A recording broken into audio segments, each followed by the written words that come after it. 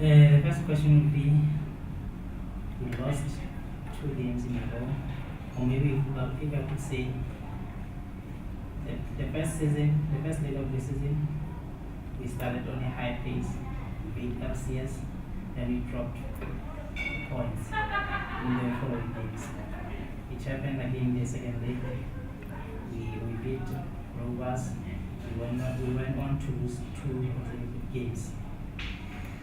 What does that say to you as a team? I think it was just two difficult games against top sides. LCS are going to be top 3 this season, possibly top 2. I'm probably going to challenge Diodi all the way to the title. So they're a very good side, and again, if we'd taken our chances, we could have got something out of that game. And then again, the weekend we played another one of the top teams. Have one of the biggest budgets in the league on a very difficult pitch. And again, if we'd taken our chances, we could have got points. So I don't think it's anything to worry about at the moment. Obviously, we don't like losing games, and we want to end the run as soon as we can. But at the moment, it's thin margins. So I'm sure we're going to turn it around soon. But exactly, why do you think we're not getting it right? Personally, I think the biggest problem is in the final third at the moment. We've got the players there, got good enough players, but something's just not clicking there at the moment. Whether it's taking our chances, whether it's creating chances, we just need to do something to improve in that final third, I think. At the same time, the other end of the pitch, obviously, we still giving away some silly goals. And the goal of the weekend was avoidable. Still a bit of a concern that we're conceding from set pieces, but I think we'll learn from that, and I'm sure the technical team are going to work on that now. Maybe if we could just focus on the previous game. Where and why do you think we lost the game? When they got the goal. Like I said just now, I thought, again, we played some quite good football on a very difficult surface. We certainly matched Sandoana. I don't think they were any better than us. But like I say, I think both teams we had one big chance each. Theirs was from a badly defended set piece, which they scored from, and ours we didn't take at the end. So I think that's the difference between getting at least 1 point, if not 3 points from the game, and getting nothing. Maestro, since you got back from Bantu, are you happy with your performance from the 3 games that you have played? Yes, I'm very happy about my performance because since I was that side at Bantu, I didn't get much time to play. So when I came back, the coach gave me a chance and time to get inside the field to play.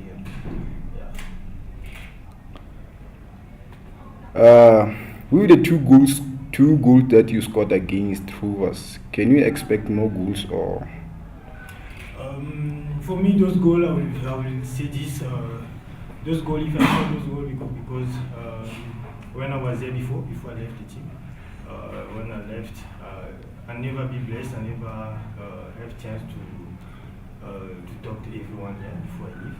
And when I came back, everyone was expecting Maestro to do something. So for myself, I wanted to score those 2 goals just to say, to ask them to forgive me. When I left the team, I didn't really talk to them, ask them, and everyone was not happy. So when I came back, it was my first game. So I wanted to score for them to make them happy, so that to tell them I'm back and yeah. We saw you playing different positions since you got back. Are you happy with that, or you would prefer to be played on one position? I'm happy because I have those capability to be everywhere.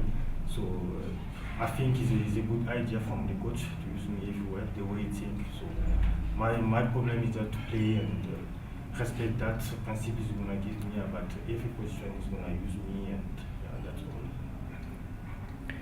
all. And Chris, we didn't see Ntoya on the bench this weekend. Will we see him again this weekend when he play the Parkway, or? No. Entirely Manka's left the team last week, so he won't be with us anymore. Okay. Okay. And Maestro, you scored a cracker against Rovers. Can you tell us what came into your mind when you decided to maybe take that shot? Yeah, like I'm saying, I wanted to do something because it was my first game since I came back. So I wanted to do something, and I wanted to score. So it's like I was angry, you know. I wanted to do something for everyone, because everyone come and see Maestro, the first game of Maestro, and yeah, I wanted to do it and to score for them. Chris, my opinion is that some players are working hard, some players are just average. What can be done for the players to be on the same level of work rate? Work rate. Well, I think everyone's working hard from what I've seen. I don't think it's a case of some players not working hard. One thing you'll get with a young team like ours is inconsistency. Young players will always go through periods where they're playing well and periods where maybe they're struggling, and that's sort of where they learn. I don't think it's work rate is a problem. I can't really think of any players at the weekend, for example, that didn't put in the work rate. I think it's just a matter of getting back on the training ground and working with the players, and hopefully they'll all find the ones that maybe weren't at the top of their game at the weekend will hopefully find their form again quickly.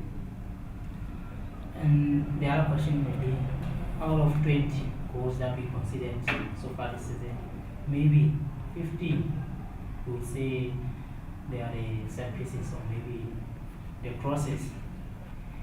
It's an issue that we talk about it each and every time before the game, but it looks like our boys are not getting it right.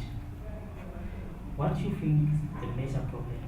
Maybe our defense, they don't have that tall height or anything.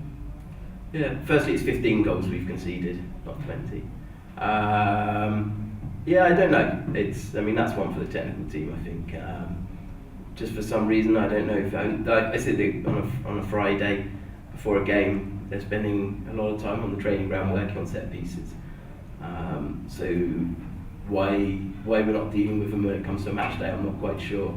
I think if you look back at the goal, I think maybe we didn't quite get it right in terms of, I think two of our defenders have gone into the wall, where we could have done with maybe a bit more of a presence in the box to deal with it. But yeah, maybe we are lacking a little bit of sort of height at times. But yeah, I agree, something still needs to be analysed and looked at, but I know coach is looking at that at the moment, and I'm sure it's going to get rectified soon. And the other thing may be our strikers, they're not getting any goals, and that is the biggest challenge. Are we likely to see new signings maybe next season? Hopefully. There was one striker we tried to get in January that was going to give us an extra option. We felt if we had signed him, it gave us something a bit different, a bit more experience, a bit more of a presence that we don't have at the moment, and that would have complemented what we have. We were hopeful to bring that player in. Unfortunately, it didn't happen. But yeah, it's something. Obviously, we're already looking ahead to next season and looking at the areas we need to start looking at players.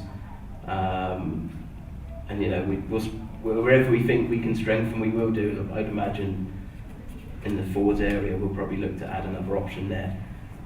Not because we don't believe in the players that are there now. I think they're all good players, but we just need to probably find an extra option that will complement what we have, and will probably give us a bit more of a threat up front.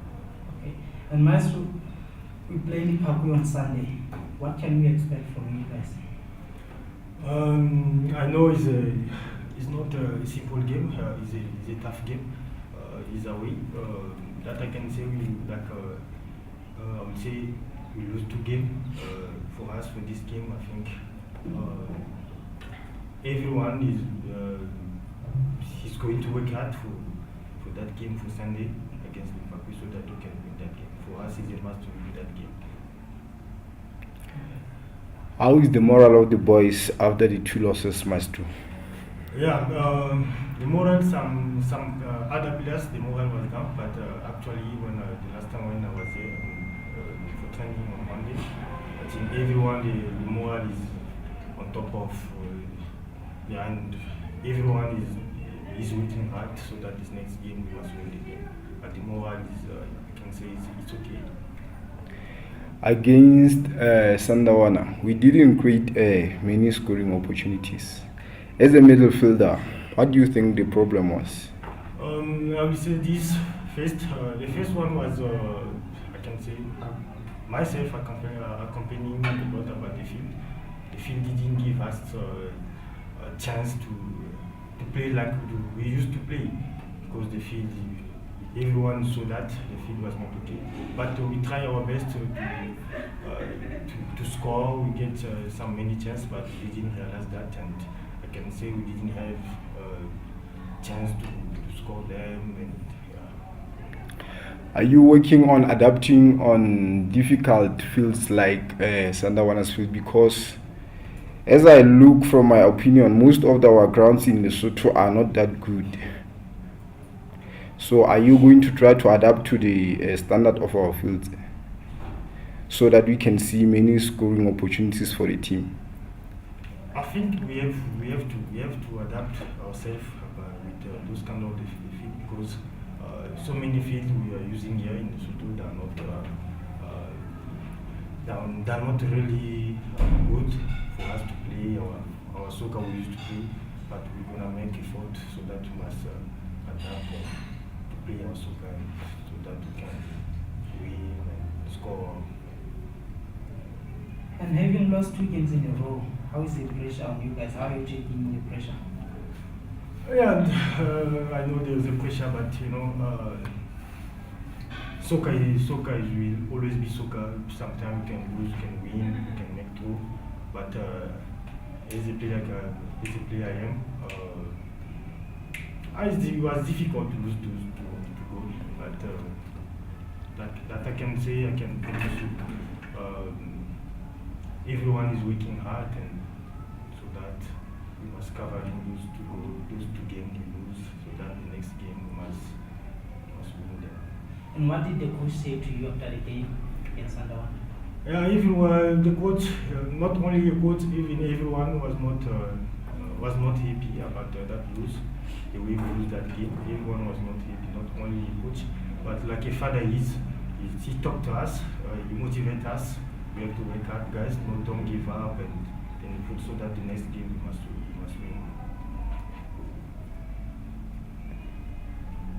Well, I don't know if you want to take questions from the coach.